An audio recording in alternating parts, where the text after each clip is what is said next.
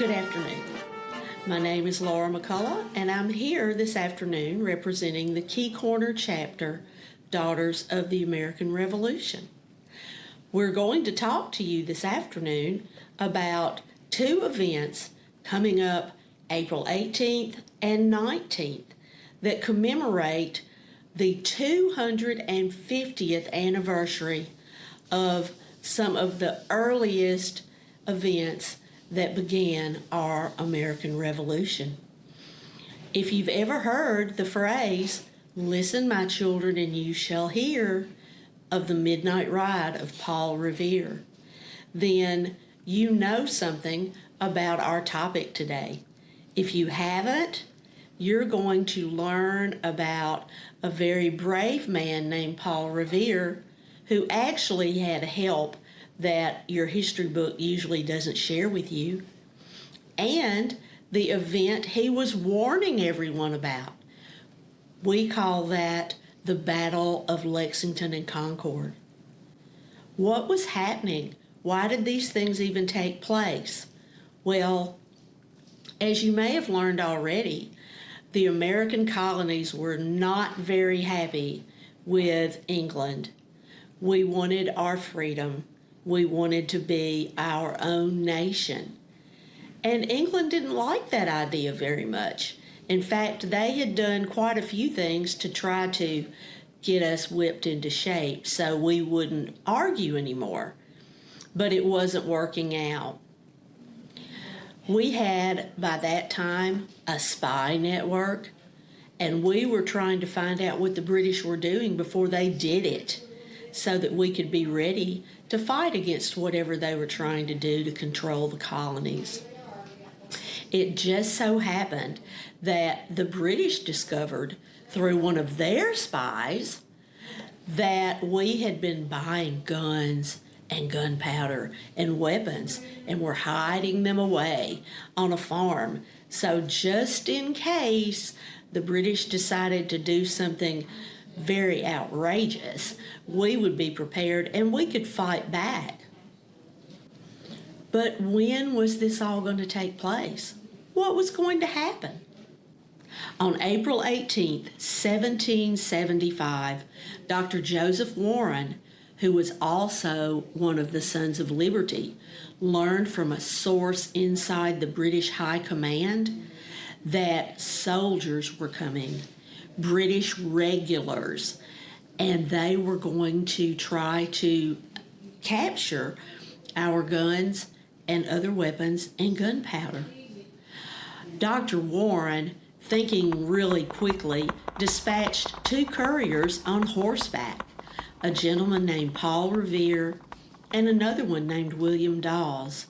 They were to ride down the road from Boston and alert all the colonists in the area that the regulars were out, not the redcoats, as so many people call them. The Patriots had already been instructed to look at the steeple of Boston's Old North Church. It was the highest point in the area, and the signal was simple. If they saw one lantern hanging in the steeple, the British were arriving by land. But if there were two, they were coming by sea.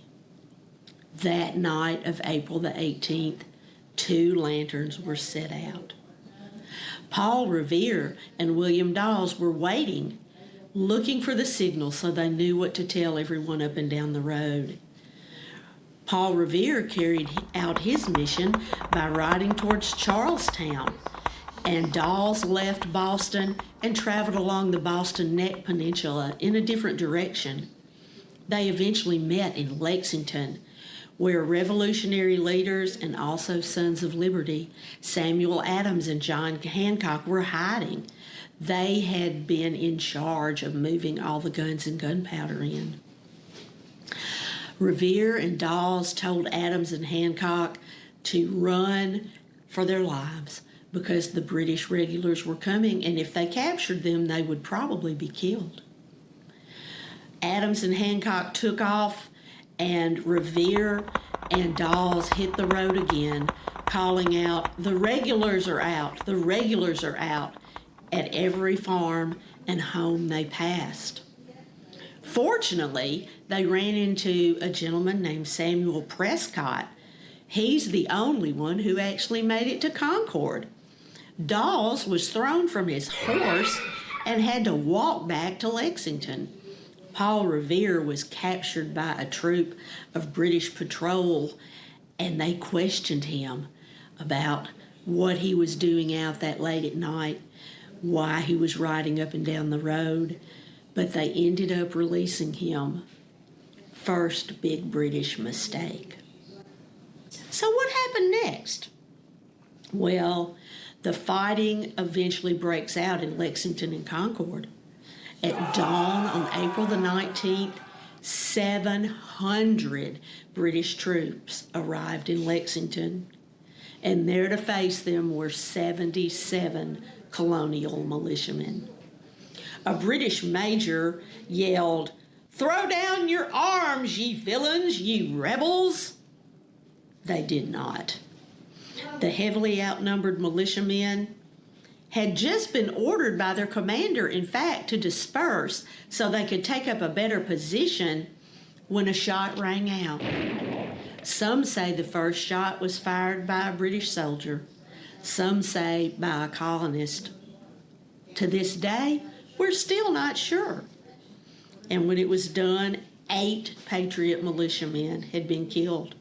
9 were wounded, and only 1 redcoat was injured. The British then continued into Concord to search for guns and ammunitions. They didn't know that it had all already been moved. It wasn't even there. So they decided to burn what little bit of evidence they found just to hurt the colonists. Unfortunately, the fire got out of control, and the hundreds of militiamen who had been answering the call thought that the British were burning Concord. They left their position and moved quickly to the bridge known as the North Bridge, just outside of Concord. It was being defended by a group of British soldiers. The British fired first, but fell back when the colonists returned the volley, and that became known as the gunshot heard round the world. A famous American poet named Ralph Waldo Emerson would make that phrase famous when later, many years later, he wrote, "By the rude bridge that arched the flood, their flag to April's breeze unfurled. Here once the embattled farmer stood and fired the shot heard round the world." The British quickly retreated. They had no idea the colonists would fight back. They saw they were outnumbered, and being caught on a bridge was not a particularly good place to be. They headed back to Concord, marching down the road, eventually towards Lexington. But by that time, many people had gotten the news, and about 4,000 Patriot Minutemen, called Minutemen because they could be ready to fight in such a rush, showed up to defend Lexington and Concord. Oh my goodness. The colonial militia lined the road from Concord to Lexington, and as the British soldiers tried to retreat, marching in their neat rows like they always fought, the colonists shot at them constantly. They hid behind trees and rocks and bushes and in ditches, behind walls. If a second group of British soldiers had not arrived with cannons, the British would have suffered much greater losses than they did. But our guns were no match for cannonballs, and we knew that. So our militiamen, after they created the first attack and just worried the British all the way back to Lexington, disappeared back into the woods from where they had come. The battles of Lexington and Concord proved we could stand up to one of the most powerful armies in the world. News of the battle quickly spread. It reached London on May 28th. In June, The British will scarcely defeat us again at a battle called the Battle of Bunker Hill, once again proving the strength of our patriot forces. By summer, a full-scale war of independence will have begun, paving the way for the birth of our nation, the United States of America. And now, another one of our chapter members, Patsy Peckinpah, is going to share with you a very famous poem that further commemorates Paul Revere's ride on the night of April the 18th, The Ride of Paul Revere, by William Wadsworth Longfellow. Hello, I'm Patsy Peckinpah, and I'm also a member of the Key Corner chapter, the National Society of the Daughters of the American Revolution. Today I'm going to share Henry Wadsworth Longfellow's famous poem, Paul Revere's Ride. Longfellow wrote this poem as the United States of America, a relatively young nation, was on the verge of another bloody war, the Civil War. He wrote it in 1860 as a way to bring back the patriotism that the colonists felt as they fought the Revolutionary War. Let's read Paul Revere's Ride. Listen, my children, and you shall hear of the midnight ride of Paul Revere. 'Twas the 18th of April in 75. Hardly a man is now alive who remembers that famous day and year. He said to his friend, if the British march by land or sea from the town tonight, hang a lantern aloft in the belfry arch of the North Church Tower as a signal light, one if by land and two if by sea. And I on the opposite shore will be ready to ride and spread the alarm through every Middlesex village and farm, for the country folk to be up and to arm.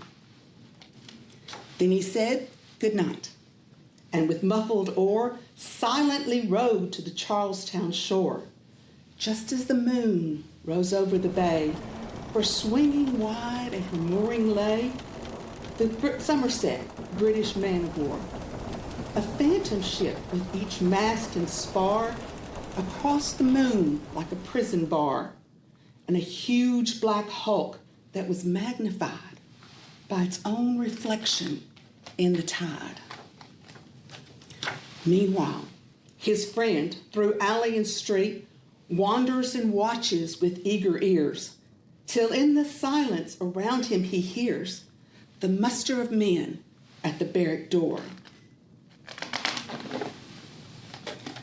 and the measured tread of the grenadiers marching down to their boats on the shore.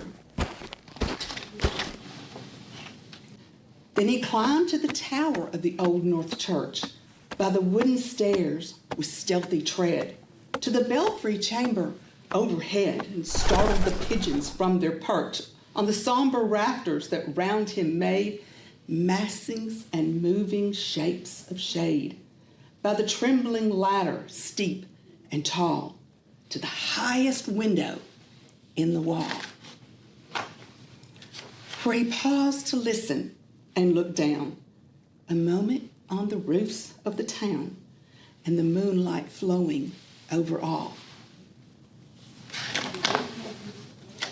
Beneath, in the churchyard, lay the dead in their night encampment on the hill, wrapped in silence so deep and still that he could hear, like a sentinel's tread, the watchful night wind as it went, creeping along from tent to tent, and seeming to whisper, all is well. A moment only he feels the spell of the place and the hour and the secret dread of the lonely belfry and the dead.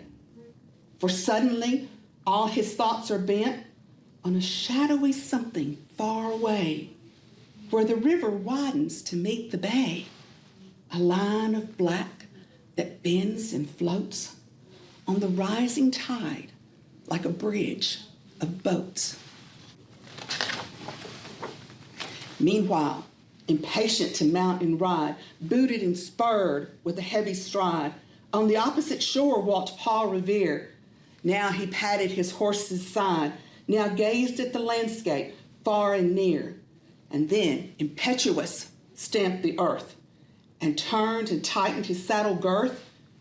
But mostly he watched with eager search the belfry tower of the Old North Church as it rose above the graves on the hill, lonely and spectral and somber and still.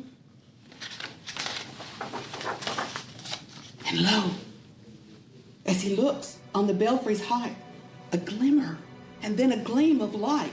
He springs to the saddle, the bridle he turns, but lingers and gazes till full on his sight a second lamp in the belfry burns. A hurry of hoofs in the village street, a shape in the moonlight, a bulk in the dark, and beneath, from the pebbles in passing, a spark, struck out by a steed flying fearless and fleet. That was all. And yet, through the gloom and the light, the fate of a nation was riding that night, and the spark struck out by that steed in his flight kindled the land into flame with its heat. He has left the village and mounted the steep, and beneath him, tranquil and broad and deep, is the mystic meeting the ocean tides, and under the alders that skirt its edge, now soft on the sand, now loud on the ledge, is heard the tramp of his steed as he rides. It was 12 by the village clock when he crossed the bridge into Medford town. He heard the crowing of the cock and the barking of the farmer's dog, and he felt the damp of the river fog that rises after the sun goes down. It was 1 by the village clock when he galloped into Lexington. He saw the gilded weathercock swim in the moonlight as he passed, and the meeting house windows, blank and bare, gazed at him with a spectral glare, as if they already stood aghast at the bloody work they would look upon. It was 2 by the village clock when he came to the bridge in Concord town. He heard the bleating of the flock and the twitter of birds among the trees. He felt the breath of the morning breeze blowing over the meadows brown.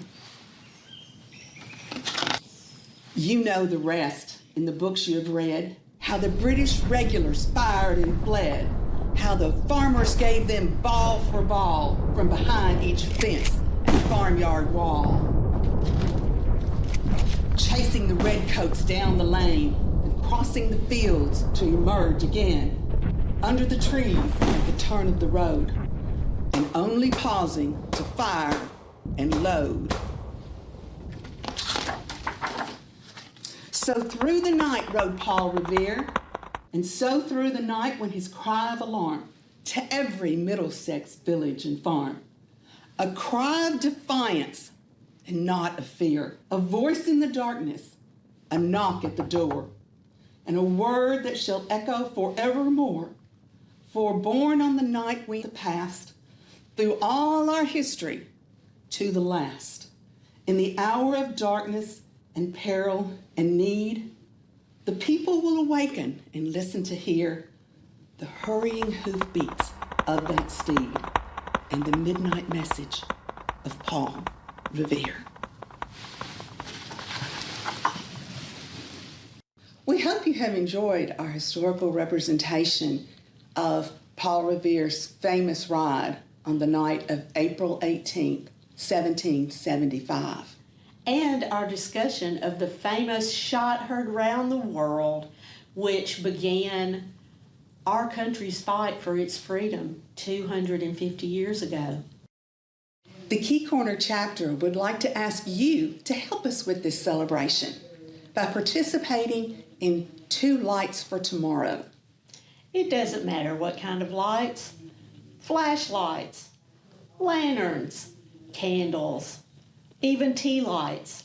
It doesn't matter. Just place the 2 lights on your porch, in a window, outside in your yard, on the evening of April the 18th, so that we may all be reminded of the power those two lights brought to our nation 250 years ago, and our hope that that same sense of patriotism, unity, and pride in our nation will present itself in our next 250 years.